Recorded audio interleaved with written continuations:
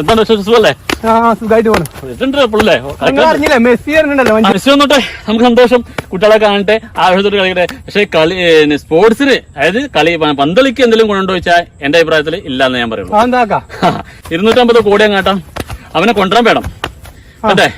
പിന്നെ എതിർ ടീം വരും, അവർക്കും വേണം ഒരു 100 കോടി. അങ്ങനെ 250 കോടി അവരെ കൊണ്ടുവരാന്, കളി കാണിക്കാനും. ഇല്ല, നല്ല കാര്യം ഞാൻ പറഞ്ഞേ, അത് സന്തോഷമുള്ള കാര്യമാണ്. പക്ഷേ എന്റെ അഭിപ്രായത്തില് നല്ല കളിച്ചു വളരാനുള്ള ഗ്രൗണ്ടുകൾ നമ്മുടെ നാട്ടിലില്ല. അത് കൊണ്ടുവരണം. ആ പൈസ എന്ത് പയ്യനാടെന്താ ഗ്രൗണ്ട് അല്ലേ? സ്റ്റേഡിയം, കോഴിക്കോട്, മലപ്പുറത്ത് ഒക്കെ സ്റ്റേഡിയത്തിലാണ്.